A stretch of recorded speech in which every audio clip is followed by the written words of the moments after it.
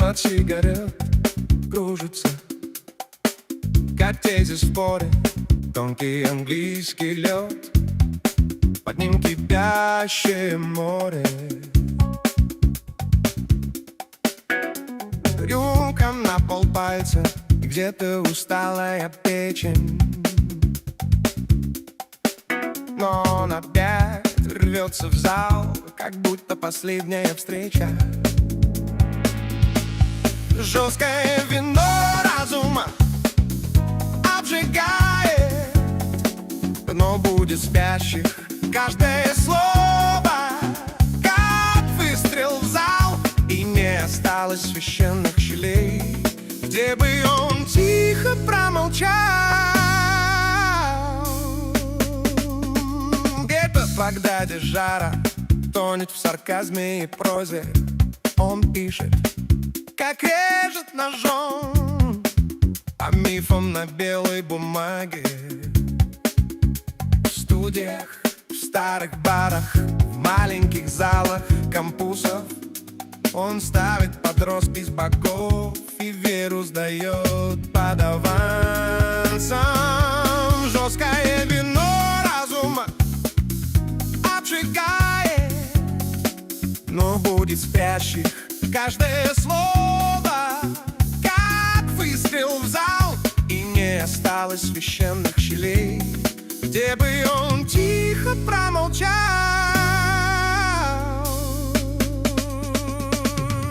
Дело слабее, голос сипит, но шутка выходит точнее. Он поднимает стакан и говорит: поверим, кого соберет скорее. Публика держит дыхание, он не дает ей надежд, только упрямая да к сомнению и пути. И следуй смерть. Жестокое вино разума обжигает, но будет спящий каждое слово, как выстрел в зал. И не осталось священных щелей, где бы он тихо промолчал.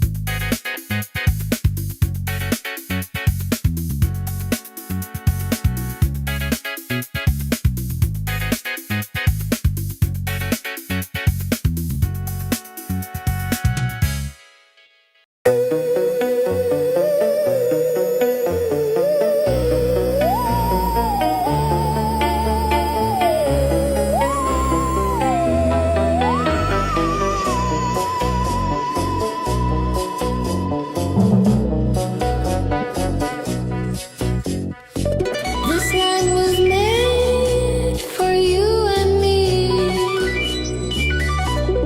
That includes our poor and hungry.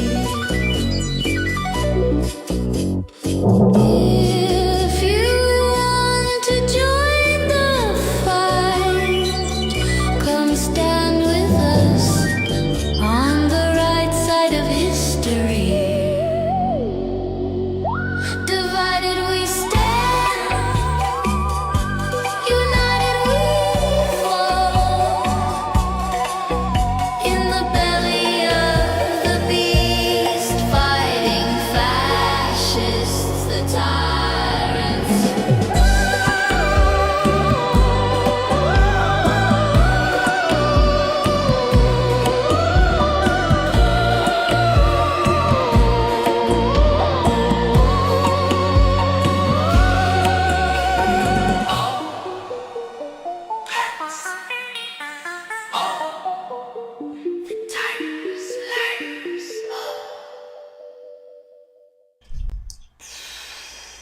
Good evening, everybody. This is Divided We Stand, and if you have not been familiar with any of these shows that we have here or these faces in front of you, we ask that you become a member of Divided We Stand on Facebook. We have a group called, appropriately enough, Divided We Stand. Very large group, getting larger. It's private. Could be a lot larger, but we don't want to just open it up to everybody. And then, of course, we have our YouTube channel where we're broadcasting right now. You can find us there. Not a big channel, but that's a good thing because we don't monetize, which means you won't see advertisements or anything like that. We're not big enough for that kind of thing. Very, very low budget. But the nice thing is you're not going to see any commercials. So it's as if you had the premium in YouTube, whether you have it or not. Yeah. So anyway, before we begin, I just want to mention, the tail end of the show, I talked about my health issues. I did have my colonoscopy, and they found one polyp, and it was just a couple of millimeters. So he said chances are it was not, appeared not to be cancerous. But I have to wait for pathology reports, but it looks really good. So I am somewhat relieved, and we can move on and keep going. But I'll tell you what is interesting, though. Dave, I know you've had a lot of situations where you had to ponder the possibility of death and things like that.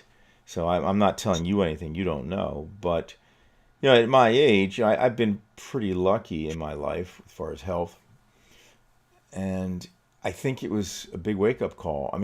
I've generally kind of been eating well. My wife really, really cooks well for me, but it is something that you have to realize. You're going to get older, and you get into these new decades. I'm 66 now, so I'll be approaching the seventh decade, and that. It's scary. And then you go into the eighth and whatever. So what can you do? You just do your best. It's like, the bear, there are bears in the woods. Does that mean you stop hiking? No. Well, I think following on what your analogy there, I think if you were bear in the woods, I think people shouldn't hike. But with bears, no, I think it's fine. I think it's fine to hike. I really do. But you do know the risks of of life, so to speak. Well, yeah, okay. And you look, there's really, I don't want to be like, there's nothing you can do. Of course, there are things you can do.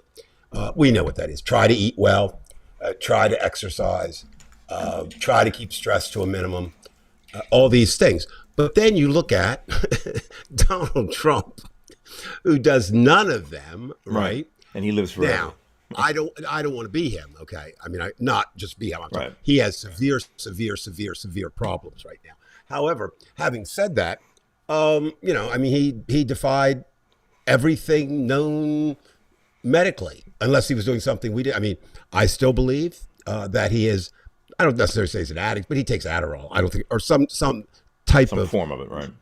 Because you don't at that age, you don't go and tweet till 5 a.m. It just doesn't.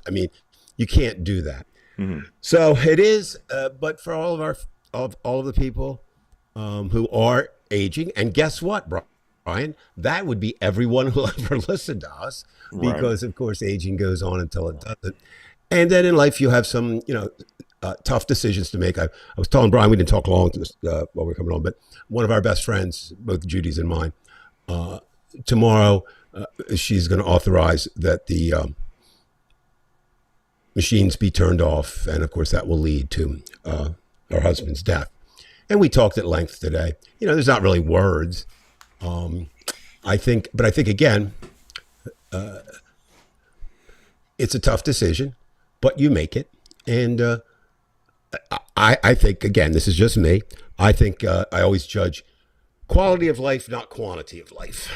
And, I don't want an extra 5 years if it's not quality. Oh, yeah, the suffering's the whole ball game, Dave, and you hit the nail on the head. Well, I know that, but quality of life is, nobody gets out of here free, as I said.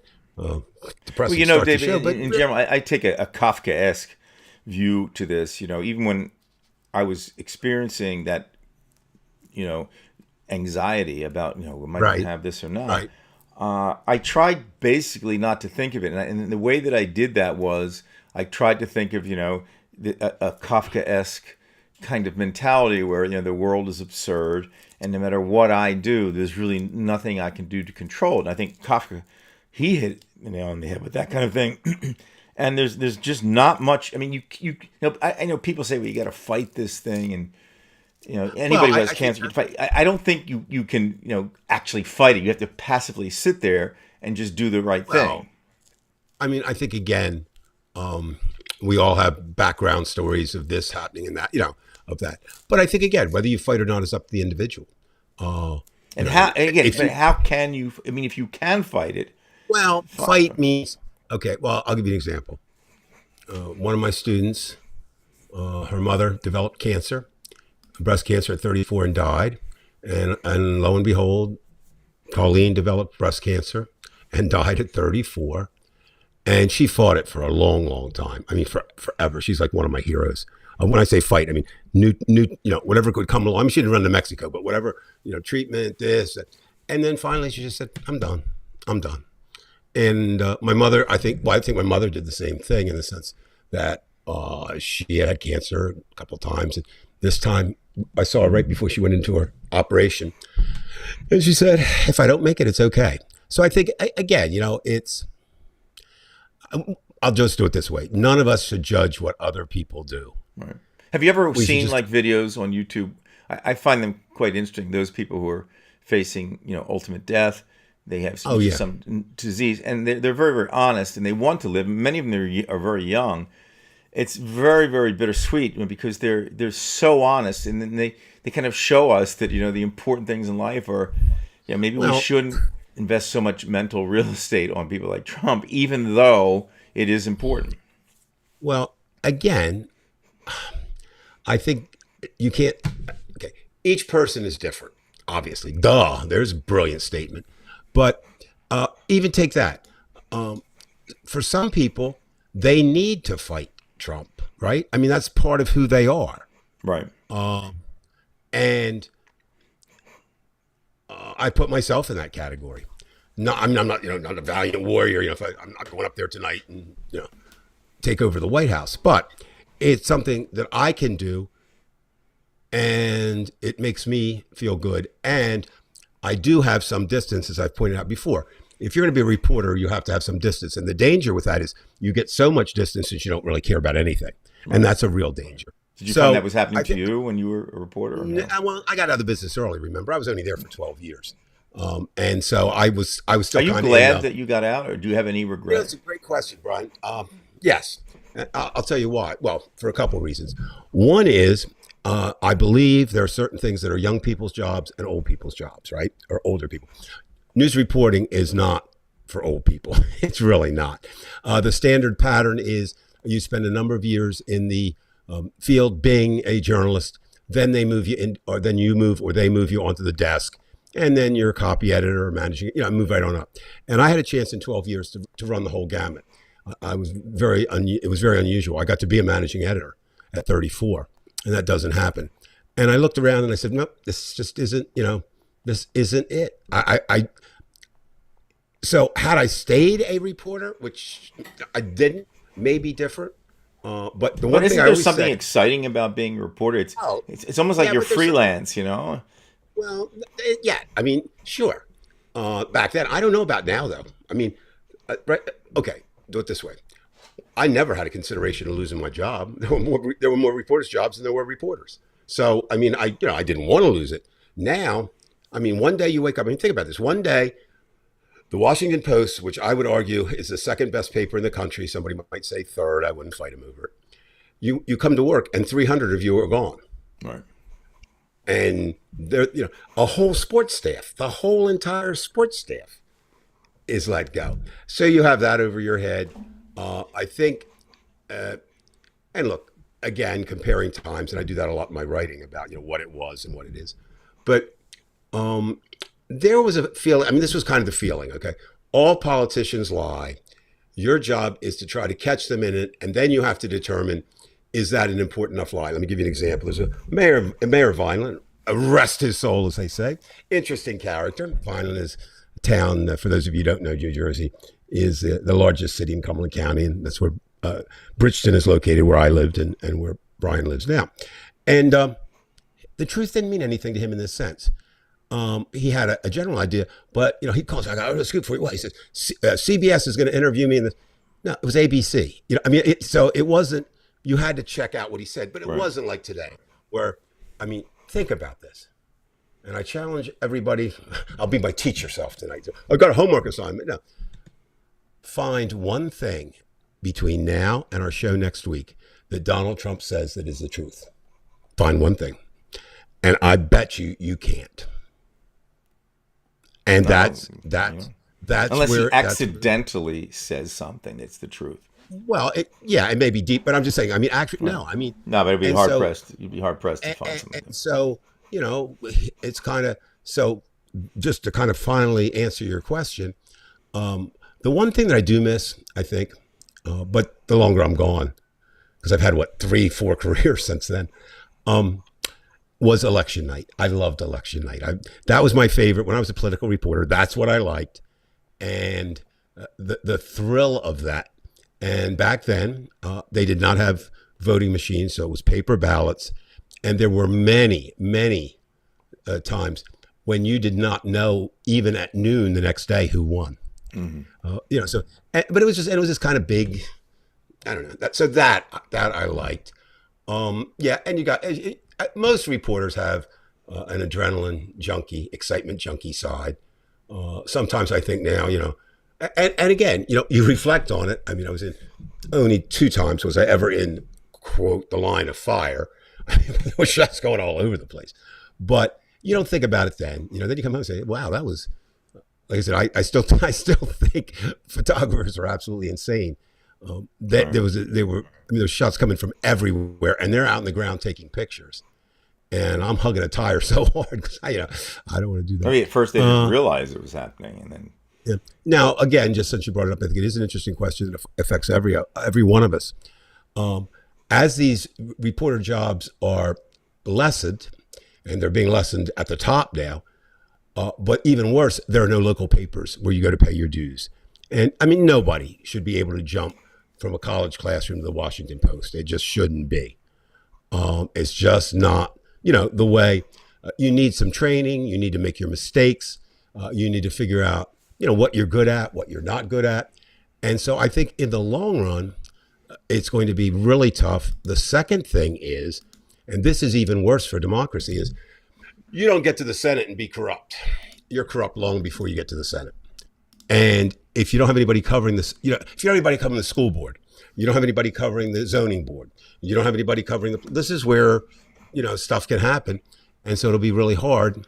And you can't, as the situation with the Democrats and Swalwell, you can't, none of these governments police themselves well. They just don't. Okay. They just don't. I don't know that they accept it so much, sexual deviancy or sexual behavior, but it's, and sometimes it is your friend. All right. Or something, so it's hard. But the point is, if I tell young people, you want to be a reporter, go for it. But it's going to be tough. And now we have citizen journalists, and that's both good and bad. What's good about citizen journalists? They're everywhere. Okay, reporters can't be everywhere. I would venture to say that out of the most powerful videos or shots of the last year, say for example, at least more than half, definitely more than half, came from citizen journalists, armed with a camera or iPhone or whatever. So, but right now, there seems to be a problem with Mr. Trump because no matter where journalism is, we don't seem to get rid of him. So, Brian, it's been a week, and you have to laugh, I guess. I don't know what I should do. Cry, wail. Well, to begin with, this entire week, it seems like Trump goes back and forth with what he's saying is going to happen. To me, it seems as though he really, not only is he trying to manipulate markets with the prices of gas, but just everything he says, it seems like he's trying to manipulate the mental outlook of the country. So he says, I have some good news. We have some good negotiating going on. Monday, J.D. Vance is going to meet with in Pakistan with the Iranians. Then all of a sudden you hear from the Iranians that no, they're not meeting. They say the strait is closed, the strait is opened, and then 4 hours later you find that a ship has been fired upon. You can't know who's telling what. You just have to just say, you know what, I'm just going to sit back and watch it happen, because this man can do nothing right. Even if, even if some of these things might in the end be helpful, as far as lowering the prices of oil or whatever, I just think he's going to screw it up no matter what. And I don't know what we're going to do now, because there's no way of knowing what the truth is. And there you are, Brian. How do you argue a point if you don't know what the truth is? That's where we are. The way I kind of work it in my mind is Trump is lying. Okay, that's just anything he says to me is a lie. Mm-hmm. Now, but you can't jump on the other side and say, well, then everything Iran says is true, because they lie too.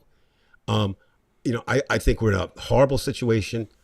There's a lot of really good historians looking at this, and they're kind of drawing parallels to World War I, where things just went off the rails.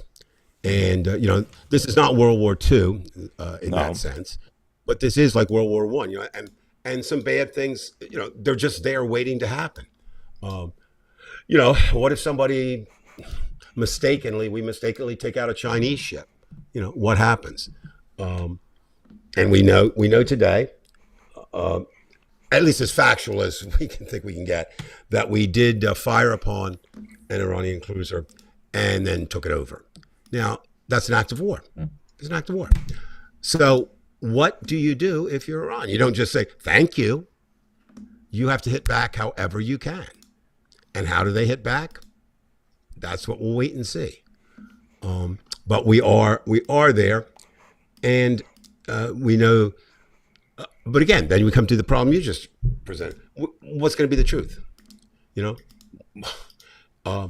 And we know the Trump White House consistently puts out AI photos, consistently puts out AI videos. So, it used to be like, well, show me the picture. Well, that doesn't work.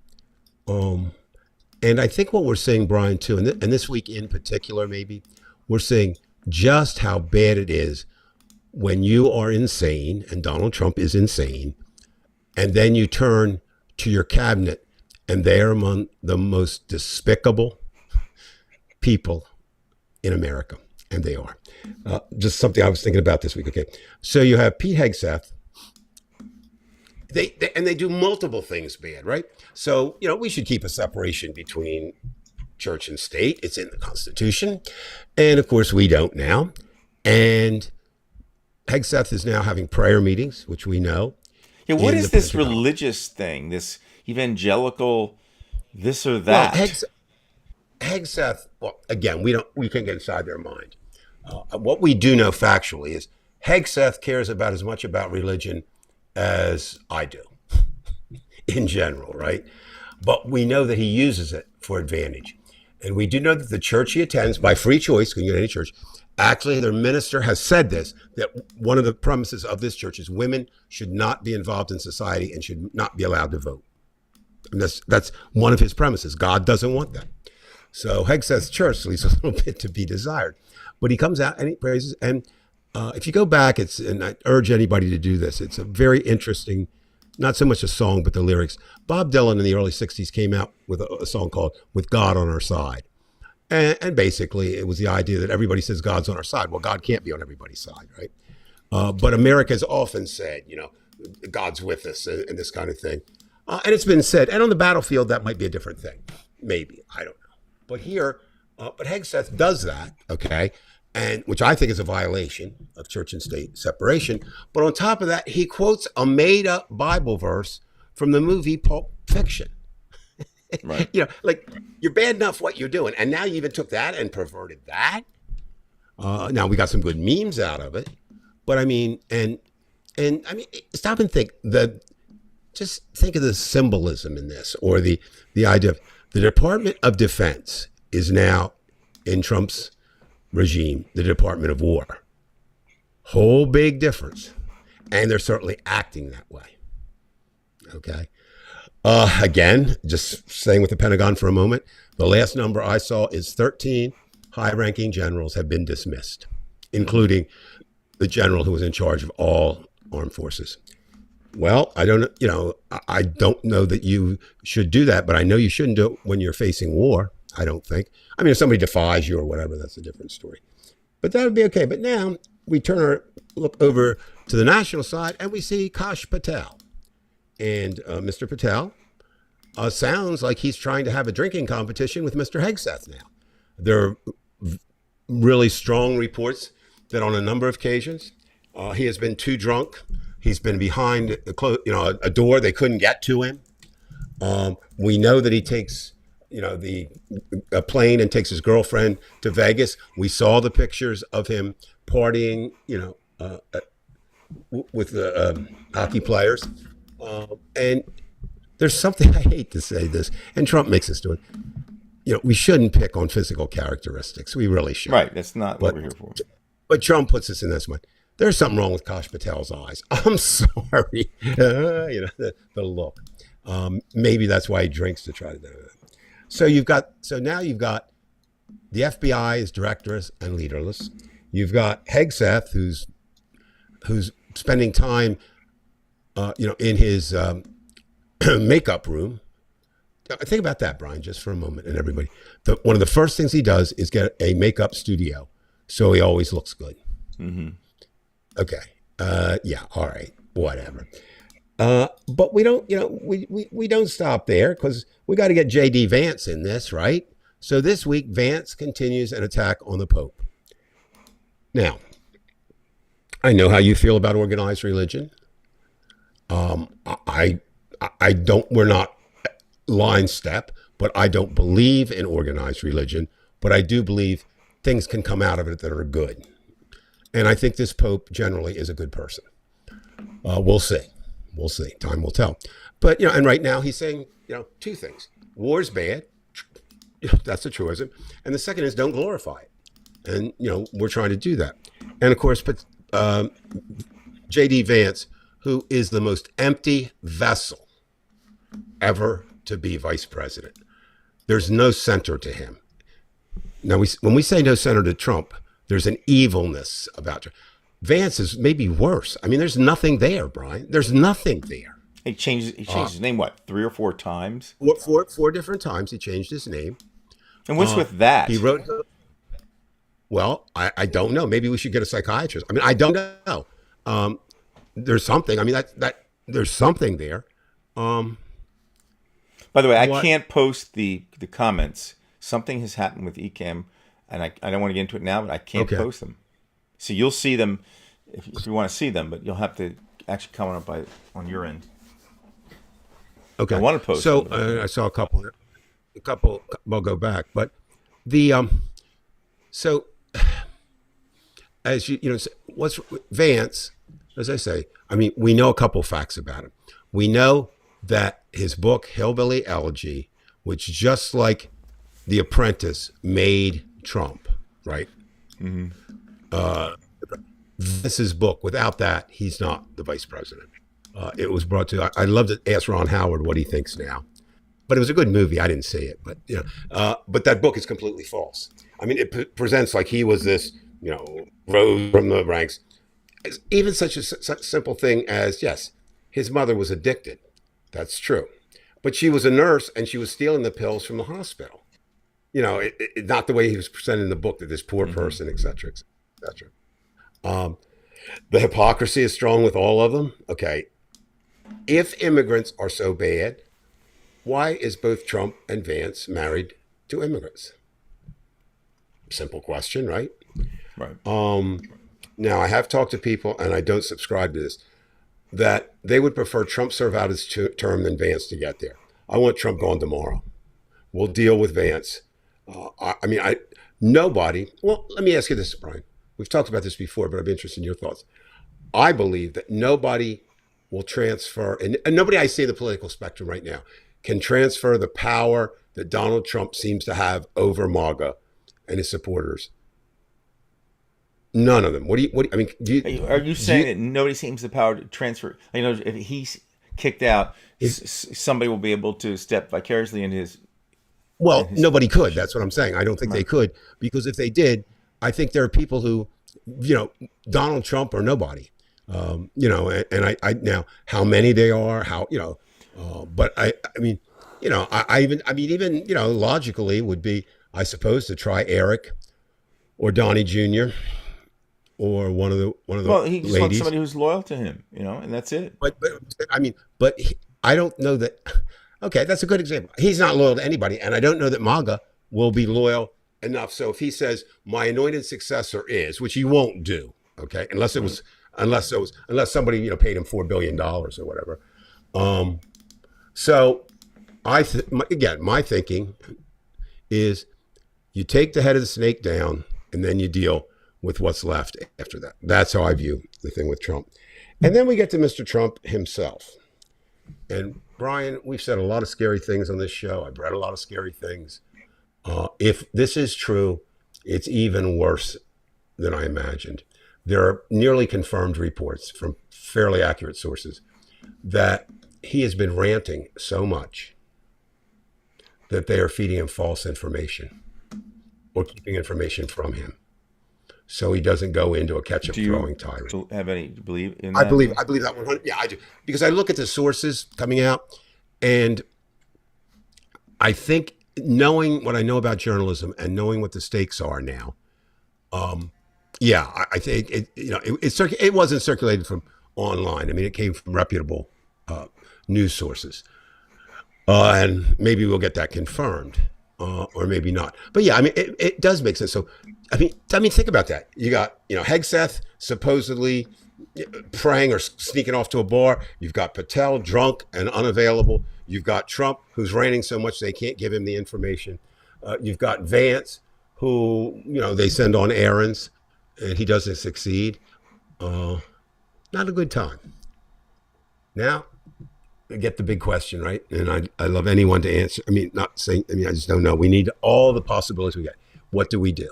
And that's where I draw the blank. I mean, we do what we can. So, for example, on May 1st, there's going to be the next big protest. Tie in with the idea of labor, and it says it's supposed to be don't buy, don't do this, don't do that, don't do this thing. Okay, all that's true, and we've seen some good uses of that. Jimmy Kimmel was put back because of that, but now Stephen Colbert was not. So you don't get 100%, necessarily participation. I know that Target was hurting for a while, but some of that's coming from other sources too. For example, online, people shop online, right?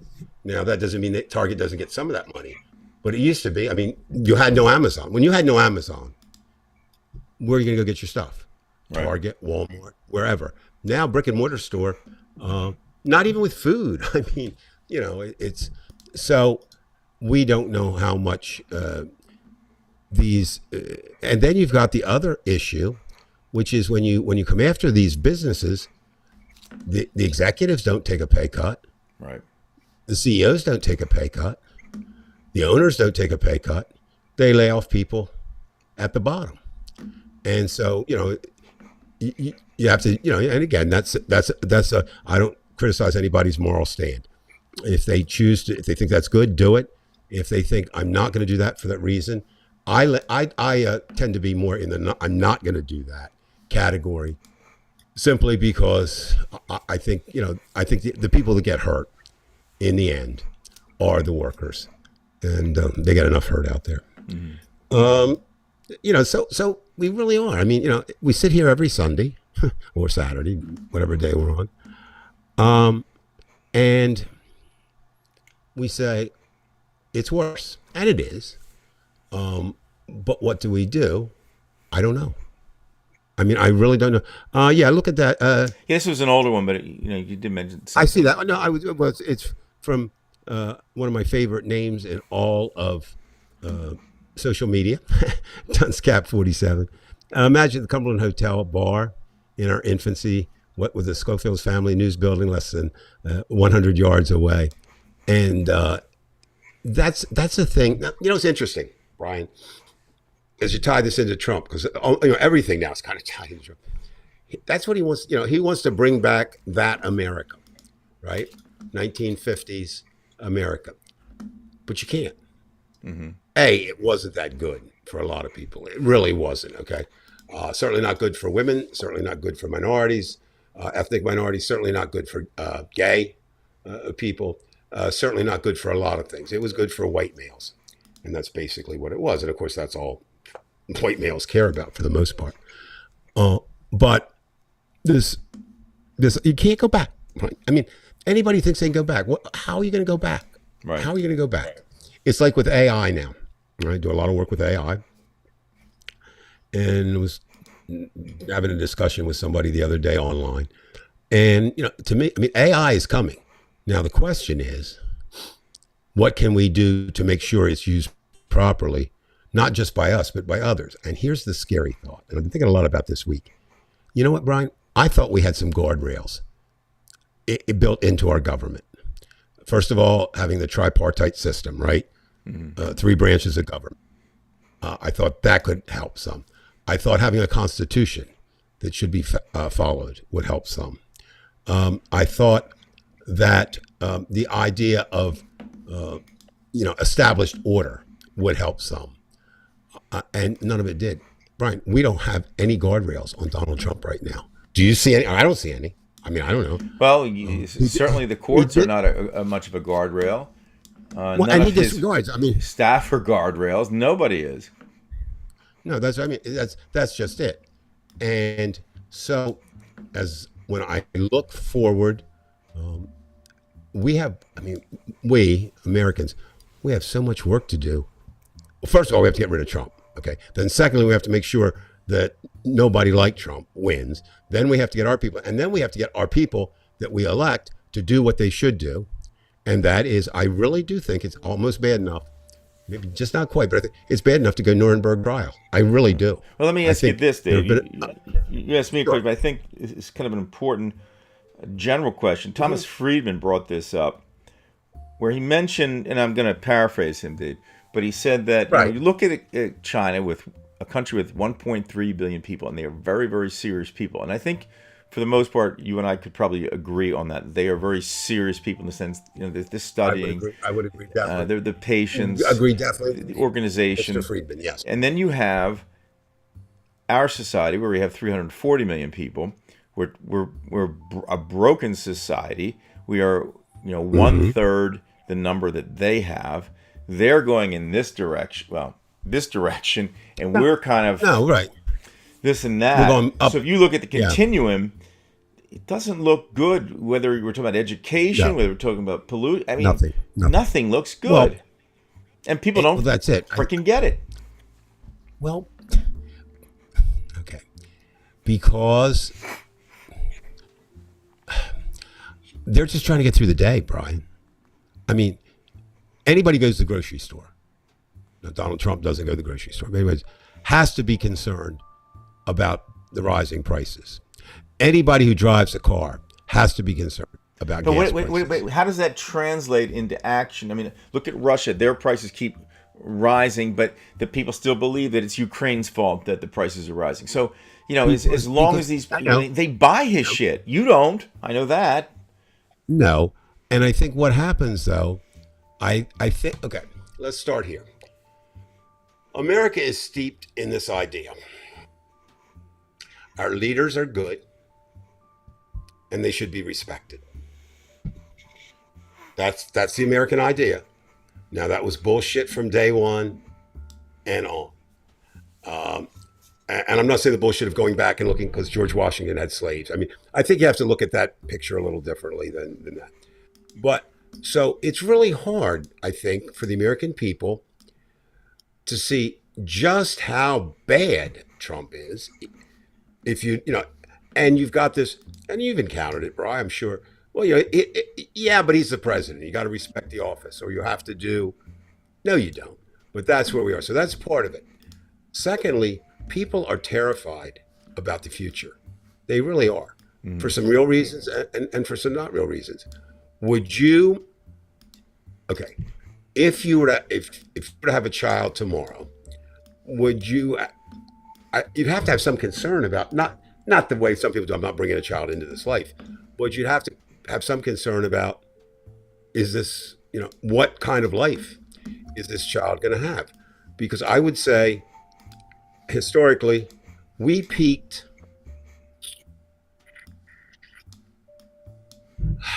We peaked 1963. From 45 to 63 was our glory period. Then we ran on some coattails from 63 to Reagan, and then Reagan started the new downfall. That's how I look at it. So there's still people that think, I don't know how we get back there. Your point about China, and again, you can't use one anecdotal thing to expand out. Right. But I know I haven't spent much time in China. Probably only spent 10 or 12 days in my life. But they are a very diligent working people. They realize, again, education. I've been able to visit a couple of Chinese schools. They do something. Okay, here's one for you. It sounds minor, but it's major. Chinese schools have no sports, yet they're very active in sports. Right. The community provides sports, but the community provides the sports when they're not in school. And so American education is somewhat driven by sports. Right. For example, you can't extend the school day. Not that you should, but I'm saying because that would conflict with afternoon sports. Well, you know that from Bridgeton High China, School. that they don't have. Well, it's from every high school. It's not just Bridgeton. And I'm not taking away from sports, but which is more important? Right, because we automatically think it's a given that we should have sports. This is something that has kind of been a part of American high school culture for well over 100 years. Oh yeah, well that's. And I guess I understand it, but in a global economy, I'm not so sure that system works really well. And the longer I stay out of education, which has now been 15? 7 years, 8 years. No, well, 15, but I work down here too, remember. Okay. So maybe I'm looking at this total 8 years maybe since I've actually been around, been on a daily basis with it. And it, like everything else, is changing so rapidly, or what it should be and is not, is changing rapidly. And I don't know that we're prepared to do that. This is, the Dave Price quick overview of American education. When it started, it was about really instilling God into people. They were church schools. All colleges started out, as ministry schools in America, all of them. And then it went on about its business and did some things. Then it became really the idea of bringing immigrants in, right, and teaching them to become American quickly, i.e. civics, i.e. pledge, these things. Then it moved into when the agricultural age started to wane and the factory age, industrial age is coming in. It was really to make workers. That's really what it was. That's where the Bell system comes in. But there was this idea, like I guess was it Horace Mann or whatever, who basically thought, you have to have an educated public, and that's going to help the economy. This generally is true. What is true, but again, notice to help the economy. Right? Dewey also. Not, that was. Yeah, but not necessarily to help the country. No, I get what you're saying. But how does that, Dave? How does that translate now, especially in what's going on right now? We have AI, and then all of a sudden you're mainstreaming everybody. You have the same teacher teaching everybody. I mean, that's what you and I did, and there are kids who get bored, and they could be on AI, and they could be learning now, doing on their own. Yeah. Where others, you need to be policing them every 3 seconds because you don't know if they're going to throw a chair or have a tantrum. Well, that's part of it. A big thing I would say at this point, we need, and I know this is not going to fly, but I think young people are going to have to make a decision, or should make a decision. Do I want to go to college or I don't, based on the problems they want to solve? College is not for everybody, okay? There's this idea that it is. Barack Obama has that. And you could tell us about what your son has to deal with inflated grades and what's going on in the colleges. Yes. Well, that's the problem. Colleges since the 60s have long been battlegrounds over things. Now again, let's look. I liked education. Okay, I really did. I mean, I liked it from the beginning. I didn't work at it because I didn't have to because I could read. But so I've genuinely liked my high school experience. Middle school, well, junior high is a little tough because that's when you're coming into your hormones and all that kind of thing. But basically, that was okay. High school was great, and college was wonderful. And I thought, but now, Brian, we went before the age. I went before the age of Sesame Street, right? I mean, So did Sesame I. Street So did I. is great. However, now you walk into school and you've got one teacher, in front of you without Sesame And Street. you can't blame the teacher because the Oh, teacher no. is No, I'm saying isolated. because your problem now. What I really worry about in terms of the overview of education, we'll come back to AI in a minute. But here's what I worry about. Well, let's start. We have a president who doesn't have a fucking clue what education is or does, and he Right. doesn't care about it. That's Any it. So you get education no he had help. he got through cheating. And the Department of Education is being decimated. And that's kind of low profile here. They're closing whole departments. I mean, I go down there and, nobody's there. So that end. But now, what does it really mean here? The fact that, again, I'm wrong a lot of times, obviously. I was wrong because I said Trump could not get elected. So I was wrong. And I didn't think COVID would be as lasting as it was. But I talked to teachers, kind of all over the country, and even a couple still friends in the world.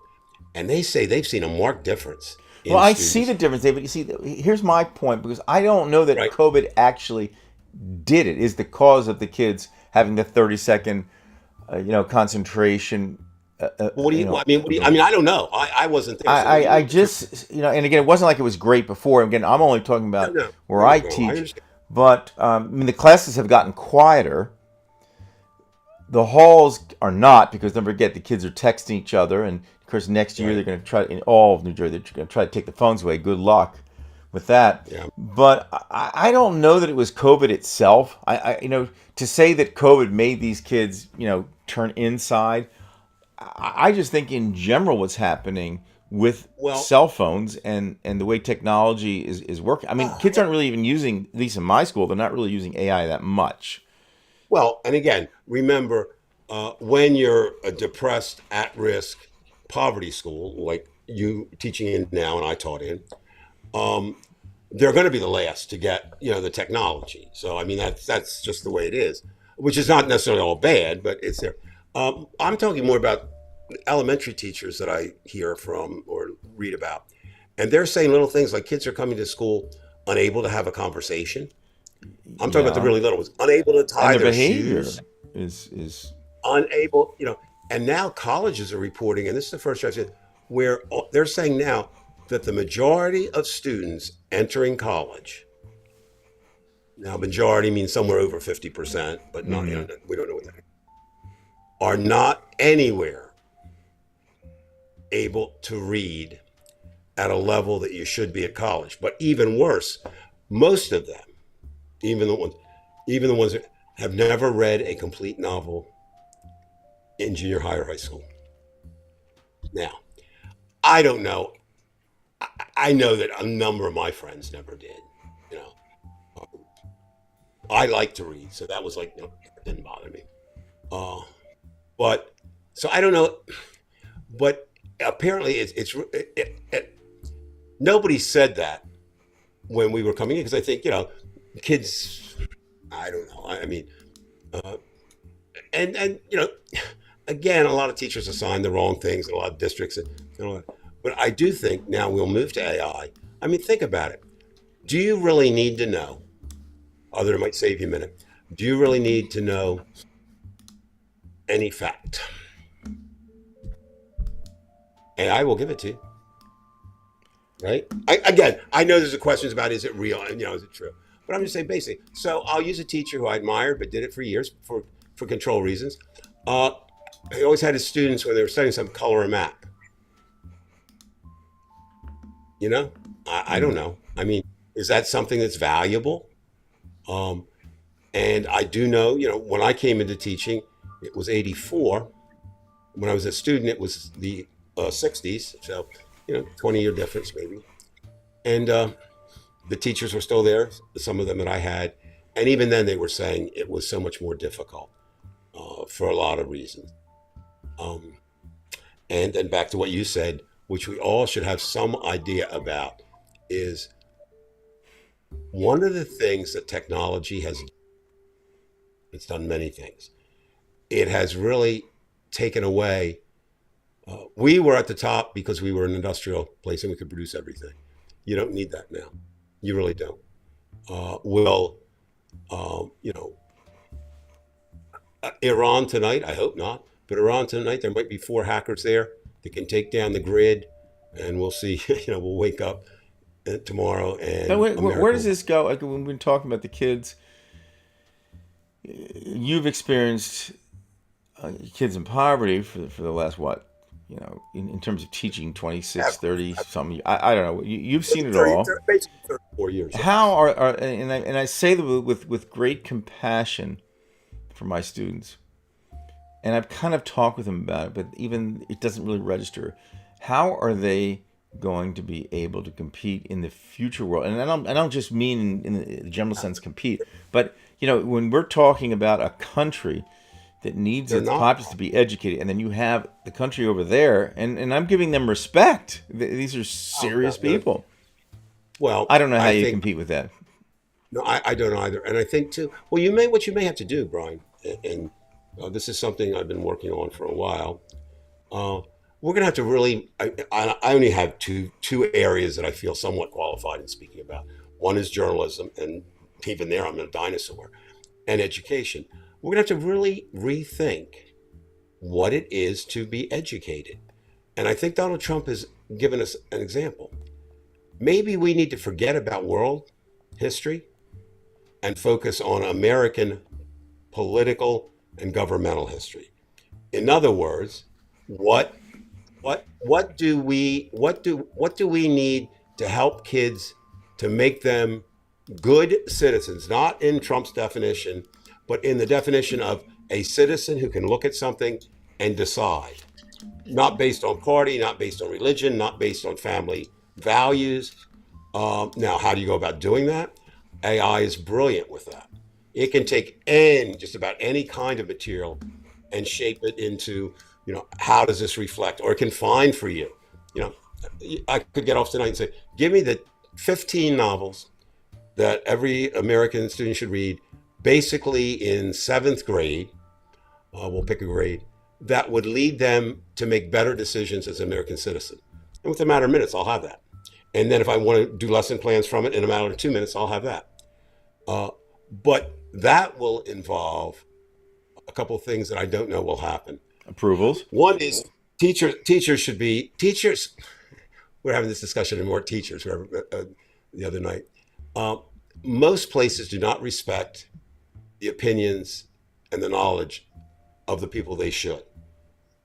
Screw administrators, they have a different job. Screw superintendents, they have a different. The real idea of what teaching should be should come from the teachers. They're there every day. They're the ones doing it. They see it. And and I know we were speaking earlier about, they're putting new changes in Bridgeton. And if you don't believe in the change, you're not going to do it, or you're only going to do it haphazard. And there's in the back of your mind, this too shall pass. I mean, there has to be, within generation, there has to be a general best way to teach this generation.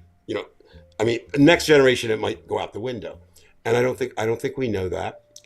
Now, well, don't you think? I know we've had the 70s. We had tracking that tried to solve the problem where you have the students who are more advanced. You can't hold them back, and then you have the kids who are have definite learning issues, and they have to have special education, sped. So, and even now though we have this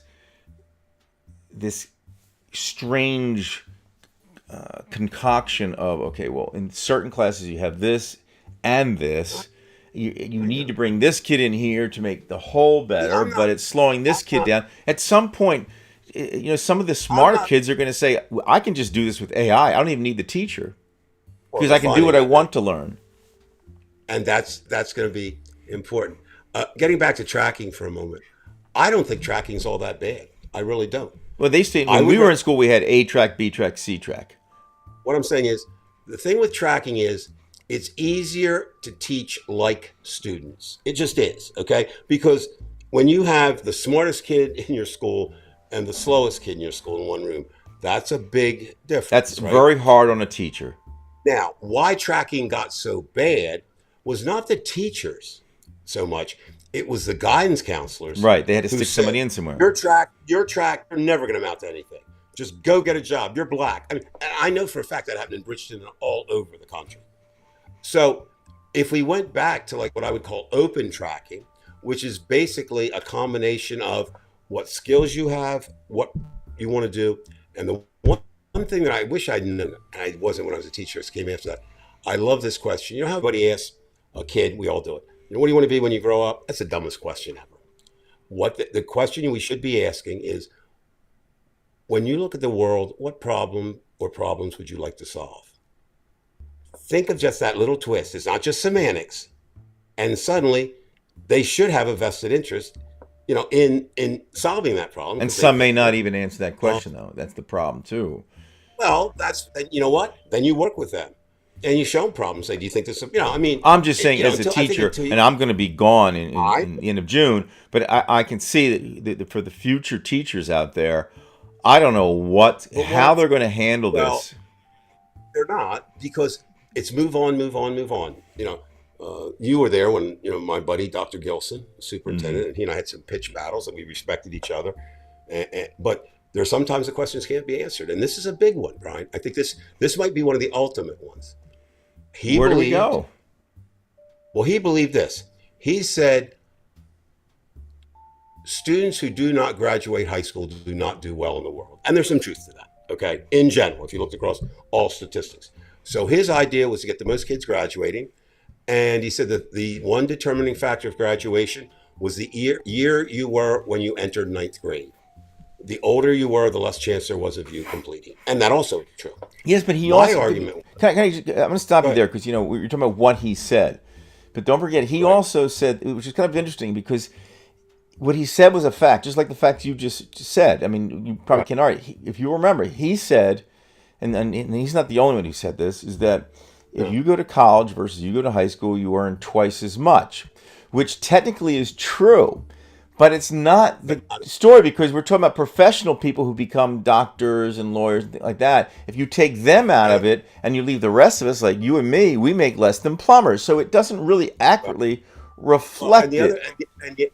And the other part is, okay, I'm going to send a shout out to my granddaughter, even though she won't be on the show. My grandniece, that was a different story. Anyway.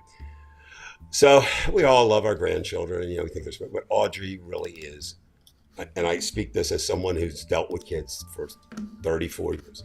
Audrey is something special. She just is, and she pays a price for it. So it's not like just. But what happened was when they looked at her scholastics, the college boards and everything, she tested in 0.05 in the top percent in the nation. That's not the 1%. That's the high percentage of the 1%, right? Now, she had a choice to make. Her first choice, she had where to go to college. And that was a hard choice because she applied, 8 schools, got in, or 9 schools, got in 8. Where she really wanted to go, Brian, was Northwestern. Great school, really good school, $100,000. So that means if she went, she might even come away with, by the time the brothers were, maybe she'd be, $500,000 in debt. Right? Yeah, but she has parents who are wealthy too, though, so she could probably. I'm not saying that. But what I'm saying, that's it.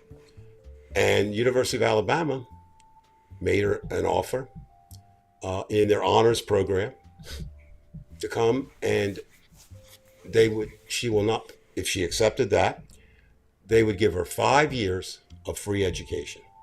By free, room and board, food, tuition, a research budget, and a travel budget. Well, I think she took the right choice. Time will tell. She went to Alabama. I think that's right. My point is, to get back to your point about economics, say she didn't have parents who could afford that, and she did go to Northwestern. Well, she's going to have to pay back $500,000, even if she was going to make all this money sometime. So I think, and I think again, the other side of that, I've used this on this show before. A friend of mine has said to me every time we meet, you realize every single day we've been on the planet since we graduated, I've made more money than you. I said, yeah, and he's a plumber. And the answer is yes, he has. And there's no shame in that. And I think somehow we've indicated, I should say, that there's something. I mean, think about this.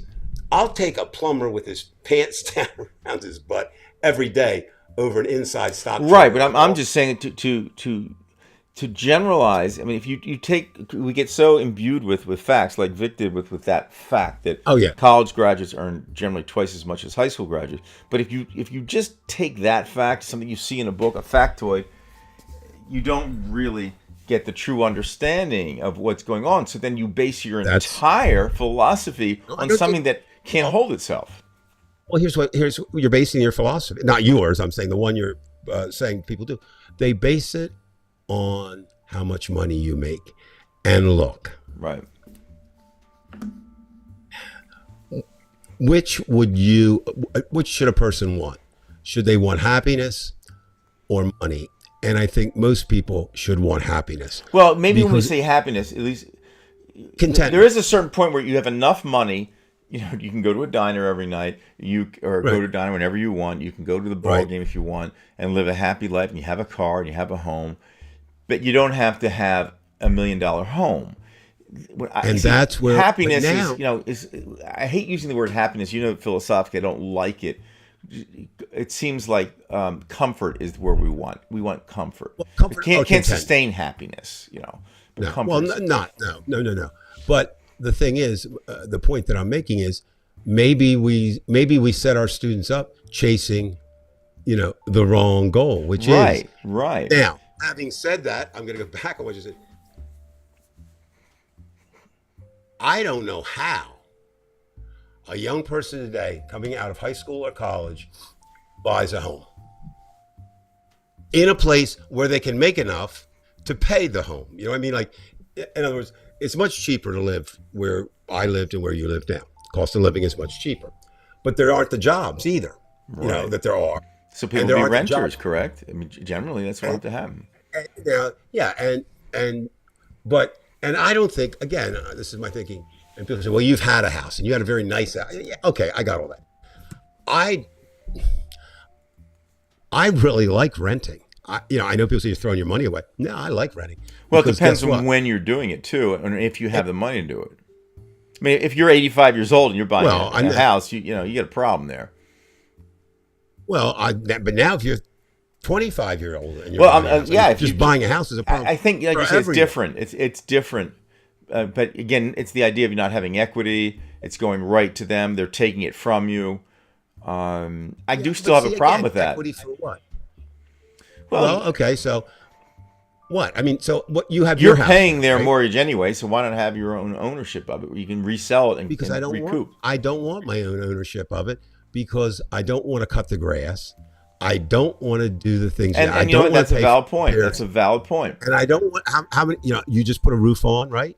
I think you're talking about there's a certain time factor, or maybe even just a comfort I'm just factor. saying in general. If you ask me, would you rather own or rent? Every single time, I would say rent. Even though I understand what you're saying. I mean, okay, so there was the business classes would not generally not across the country would generally not. Tell me about it. What they would say is what I just said. They would say, if you're older, then it's time to rent. But if you're younger, you don't want to throw your money away. Again, or if you're wealthy, look, Dave. If somebody can afford renting, if you can, live, in a. But again, you're talking about the same thing. Somebody wealthy can get a big house. I mean, and houses are, depending on where you live. Mm-hmm.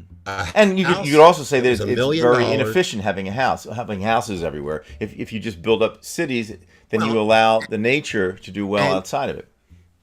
That I get, and that's part of it. And then another thing I think too is with the job situation, you can't say I'm going to live here forever. Can't be done. It Most just can't be people, done right? Can't. in most careers, because you get the house, and then not the factory closes, but they move. Well, okay, take government workers. They're closing government offices here and say, okay, you got a chance. You can go out there and work in Des Moines or wherever Military, they they put did the do the office. same thing. Constantly moving. Yeah, No, and I get that. And most people but move. mil- How many times? Well, you didn't really move that much. I mean, I've moved three no, times. Well, actually, Four times. it's funny, Brian. We're running a little bit over, but I want to answer that question because I think it's interesting. So when we were young, my father, I'm going to go through this in my mind. So I was born living at my grandmother's house. From my grandmother's house, we went to Glen Park, which is now the ghetto. From Glen Park, we went to Carl's Corner. From Carl's Corner, we went to Seabrook Village in 2 different locations there. So that's 5. Then we moved to 2 different houses. So between birth and high school, I lived in 7 different homes, All right. but all within the same same general area. Right. I mean, I would have gone to the same school no matter But what. the average American, Yeah. I mean, I'm not going to profess to know the exact number, but most people, at least when they're married, they might even have 2 or 3 houses. Well, and then that's what we do next. Moving So from one to the next, Judy and I then get some people married. have multiple homes. We lived 5 years at my mother's, and then 30 plus or whatever in our house, and so we didn't move. Now we come down here and we moved 4 times in 15 years. But Do you 3 of expect those, to move again or not? This is it. yeah, I do. When Judy and I both said, when they carry us out in the body bag, we'll be moving out. And no, we're joking, but no. Now again, though, Brian, we're talking economics, which comes right back around to Trump because he's doing absolutely nothing to help it and a lot of things to harm it. That presupposes that we'll be able to afford to live here. And I mean, I think I think we're okay. But, given the uncertainty of this, there may come a point where,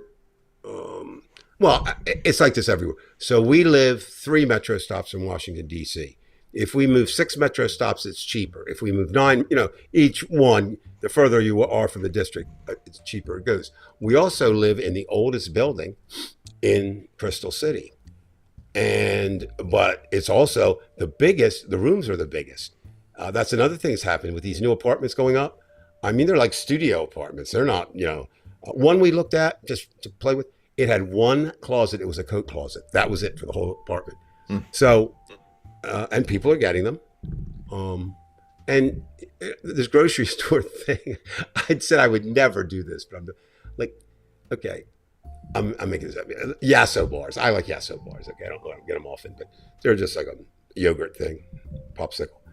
They're now over $1 a bar. That's criminal to me. I mean, I know it's what the market will bear, et cetera, et cetera, et cetera.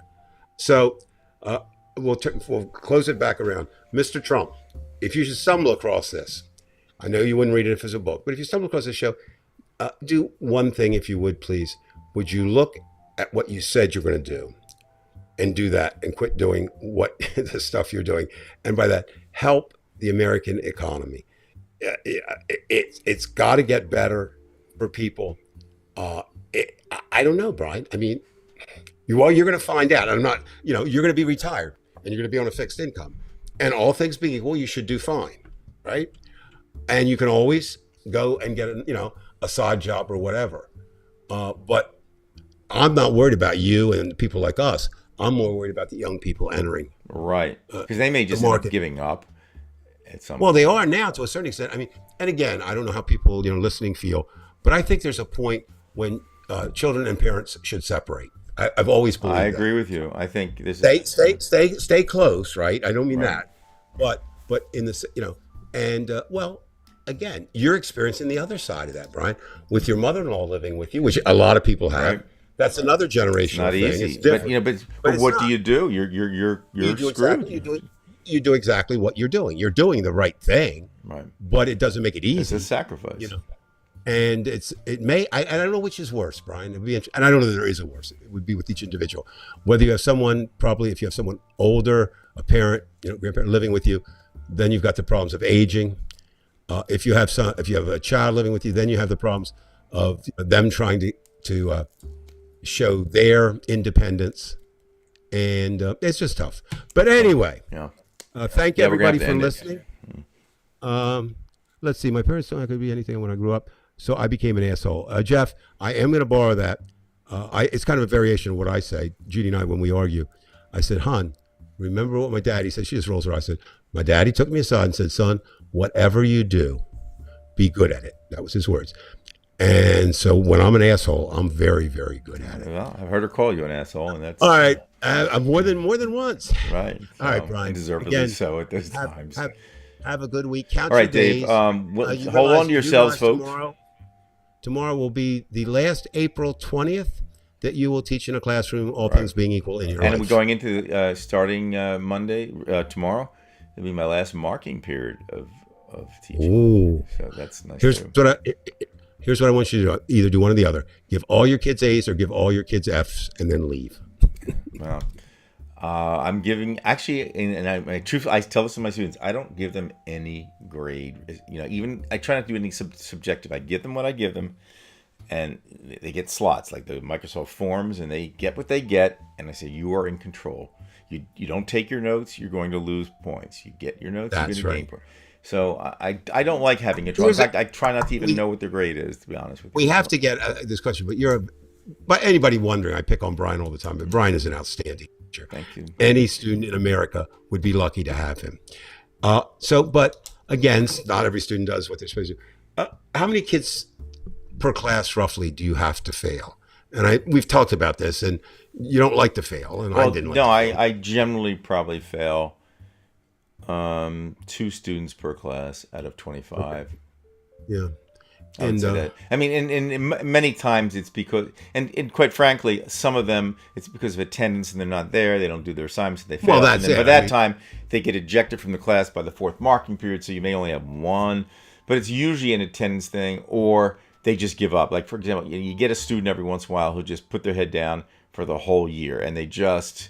It's not your class. It's every single class they do it in, and you know where it's going, and they know where it's going. It's kind of like if you were doing poorly in college and you know you're going to be ejected from the school and you're on probation. You're not going to make it. Right.